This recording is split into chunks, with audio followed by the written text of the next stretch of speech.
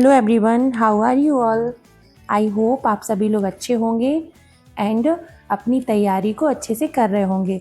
मेरा नाम है भावना ठाकुर और अगर आप बैंक एग्ज़ाम को क्लियर करना चाहते हैं तो मेंस प्रिपरेशन सिर्फ मेहनत से नहीं बल्कि स्मार्ट हार्ड वर्क से होती है। Welcome to the zero to hero main series, जहां हम बेसिक से शुरुआत करेंगे और टॉपर जैसा स्कोर लाने की तैयारी करेंगे। तो हम नंबर 1 बेसिक से फाउंडेशन बिल्ड करना, इसमें हम क्या करेंगे, बेसिक से फाउंडेशन को बिल्ड करेंगे। मेंस में सबसे पहले ज़रूरी है कि हमारे सारे बेसिक कॉन्सेप्ट क्रिस्टल क्लियर हो, जैसे कि क्वांट, रीजनिंग, इंग्लिश, जीए के सारे आपके जो चैप्टर वाइज कॉन्सेप्ट हैं वो क्लियर होना चाहिए। जब आपके अच्छे से प्री लेवल के कॉन्सेप्ट क्लियर हो जाएं तभी आप उसी टॉपिक के मेंस लेवल पर जाएं। ओके।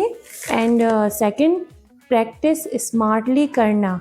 आप प्रैक्टिस को स्मार्टली करेंगे। अब जैसे कि आपके सारे कॉन्सेप्ट क्लियर हो गए, अब हर टॉपिक की रेगुलरली आप प्रैक्टिस करेंगे और यहाँ हम टॉपिक वाइज ही हाई लेवल क्वेश्चंस को सॉल्व करेंगे। जैसे क्वांट में टफ डीआई के सेट्स करेंगे, कैसलेट डीआई करेंगे, अरिथमेटिक वर्ड प्रॉब्लम्स करेंगे, रीजनिंग के ऑल टाइप्स ऑफ पजल्स करेंगे।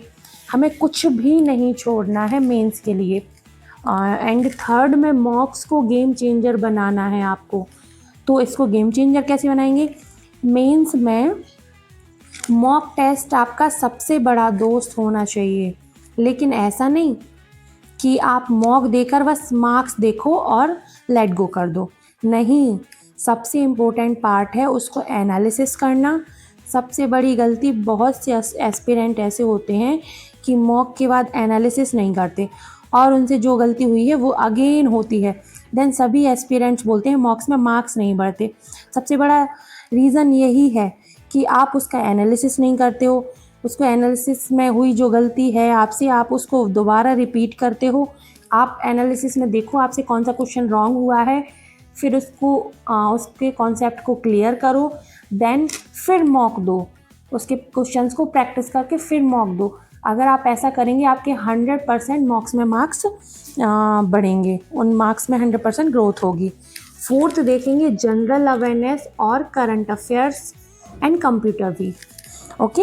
तो मेंस में जीए और करंट अफेयर्स बहुत बड़ा रोल प्ले करते हैं, ये आप लोग समझ लो। क्योंकि होते हैं जैसे कि क्वांट, रीजनिंग एंड इंग्लिश वगैरह, इसमें कभी कभी हाई लेवल आ जाते हैं क्वेश्चंस तो हम सॉल्व नहीं कर पाते हैं। लेकिन general awareness and current affairs आपका गेम चेंजर बन सकता है। इसलिए मेंस में बहुत बड़ा रोल प्ले करते हैं जीए एंड सीए। इसलिए आप जीए को प्री की तैयारी के साथ ही स्टार्ट कर दें एंड करंट अफेयर्स को अभी भी आप डेली बेसिस पर स्टार्ट कर सकते हैं। अगर स्टार्ट नहीं की है, एग्ज़ाम में ये बहुत अच्छे स्कोर देते हैं। फिफ्थ वाले में हम करेंगे फाइनल बूस्ट। फाइनल बूस्ट में क्या देखेंगे? याद रखिए, जो मेंस में जीतता है वही सिलेक्शन तक पहुंचता है, बस ये आपके माइंड में होना चाहिए। जो मेंस क्लियर करेगा वो सिलेक्शन ज़रूर लेगा। तो आप तैयार हैं 2025 को अपना सिलेक्शन ईयर बनाने को? तो शुरू हो जाइए और 2025 में अपना ड्रीम जॉब को ग्रैब कीजिए। अब इसके बाद ये तो आपका आज का रहा सारा मेंस का, मैंने आपको सारा बता दिया है। अब मेरी तरफ से कुछ मैं बताना चाहती हूँ, मतलब बोलना चाहती हूँ, बता नहीं रही हूँ, बस बोलना चाह रही हूँ आपके लिए। सपने सिर्फ अपने नहीं होते, वो उन आँखों के भी होते हैं जो चुपके से तुम्हारी जीत के लिए दुआ करते हैं। तो पढ़ाई करो इस तरह कि तुम्हारी जीत उनके आंसुओं का जवाब बन जाए, है ना। Thank you everyone. इसको अच्छे से देखें एंड आप इसको कंप्लीट करें। एंड मेरे सारे जो अभी सीरीज़ चल रही है प्री टू मेंस वाली 75 डेज़ की आरआरबी के लिए, उसको भी फॉलो करें।